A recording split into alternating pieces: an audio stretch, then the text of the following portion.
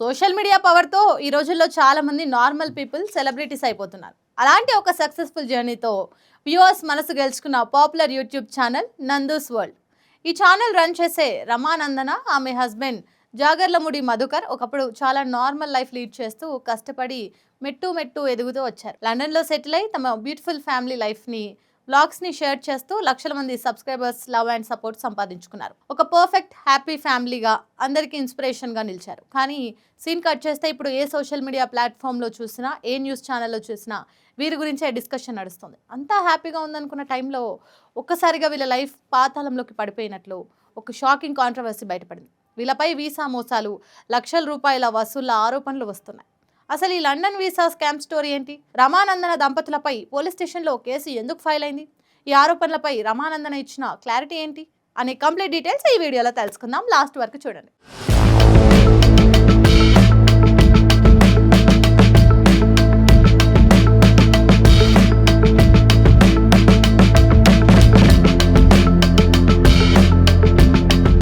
అసలు మ్యాటర్ ఏంటంటే, గుంటూరుకు చెందిన మధుకర్, రమానందన దంపతులు యూకేలో సెటిల్ అయిన తర్వాత తమ పాపులారిటీని బేస్ చేసుకొని గుంటూరు, విజయవాడ, హైదరాబాద్లలో డెస్టినీ కన్సల్టెన్సీ పేరుతో ఆఫీస్లో ఓపెన్ చేశారు.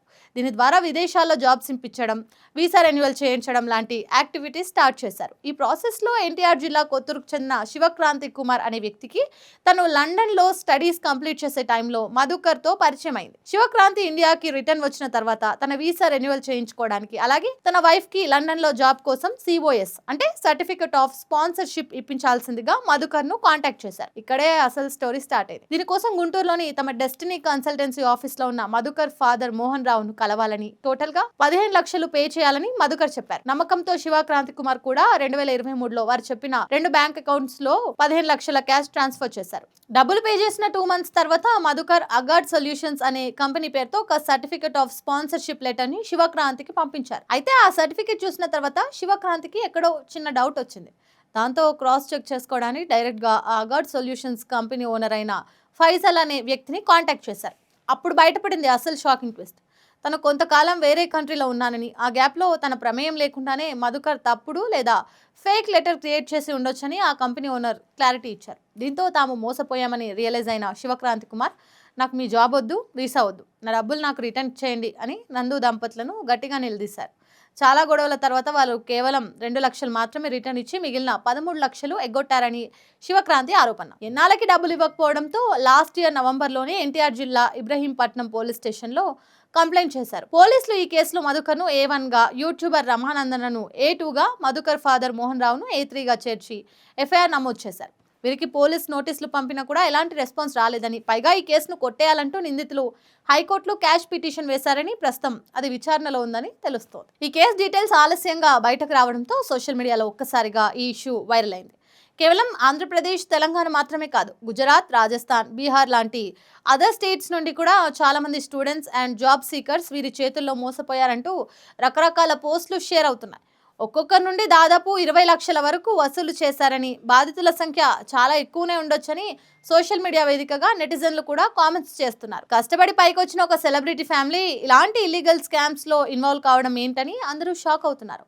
అయితే నాణేనికి ఒకవైపే చూస్తే సరిపోదు కదా, రెండో వైపు కూడా వినాలి. ఈ సీరియస్ అలిగేషన్స్ పై యూట్యూబర్ రమానందన తన అఫీషియల్ నందూస్ వరల్డ్ ఛానల్లో ఒక వీడియో రిలీజ్ చేస్తూ కంప్లీట్ ఎక్స్ప్లెనేషన్ ఇచ్చారు. తమ ఫ్యామిలీపై పర్సనల్ కక్షతోనే కొందరు ప్లాన్గా నెగిటివ్ ప్రచారం చేస్తున్నారని, ఆల్రెడీ యూకేలో మాపై తప్పుడు ప్రచారం చేస్తున్న కొందరిపై లీగల్ యాక్షన్ కూడా తీసుకున్నామని చెప్పారు.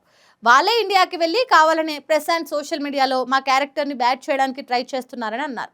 తన పేరు మీద కానీ, తన హస్బెండ్ పేరు మీద కానీ ఎలాంటి కన్సల్టెన్సీ కంపెనీలు లేవని చెబుతూ తమ పాపులారిటీని, పేర్లను వాడుకుని అక్కడ కొందరు third party people money collect చేసి మోసాలు చేస్తున్నారని ఆమె వర్షన్లో చెప్పుకొచ్చారు. ఇలాంటి ఫేక్ ప్రాపగండాని నమ్మకండి, ప్రజలంతా అలర్ట్గా ఉండండి అనే స్ట్రాంగ్ మెసేజ్ కూడా చివరిలో ఇచ్చారు. సో ఇది ఈ వివాదం వెనుక ఉన్న కంప్లీట్ స్టోరీ. ఒకవైపు బాధితులు లీగల్గా వెళ్తుంటే, మరోవైపు రమానందన ఇదంతా తమపై జరుగుతున్న కుట్ర అని కొట్టిపారేస్తున్నారు. నిజంగా తప్పు జరుగుంటే చట్టం తన పని తాను చేసుకుపోతుంది. ఎవరైనా సరే చేసిన తప్పును సరిదిద్దుకుంటేనే ఫ్యూచర్ ఉంటుంది. ఒకవేళ అసలు తప్పే లేకపోతే ధైర్యంగా పోరాడి లీగల్గా నిరూపించుకుంటే మళ్ళీ నార్మల్ లైఫ్లోకి వచ్చి సొసైటీలో నిలదొక్కుకోగలుగుతారు. న్యాయస్థానం విచారణలో ఉంది కాబట్టి త్వరలో ఇందులో ఏది నిజం ఏది అబద్ధం అనేది క్లియర్గా బయటకు వస్తుంది. లండన్ వీసాల పేరుతో జరిగే ఇలాంటి ఫ్రాడ్స్ గురించి మీరేమనుకుంటున్నారు? రమానందన ఇచ్చిన వివరణపై మీ ఒపీనియన్ ఏంటి? కింద కామెంట్ సెక్షన్లో ఖచ్చితంగా మెన్షన్ చేయండి. ఇలాంటి మరిన్ని ఇంట్రెస్టింగ్ అండ్ ట్రెండీ అప్డేట్స్ కోసం మన ఛానల్ను వెంటనే సబ్స్క్రైబ్ చేసుకోండి.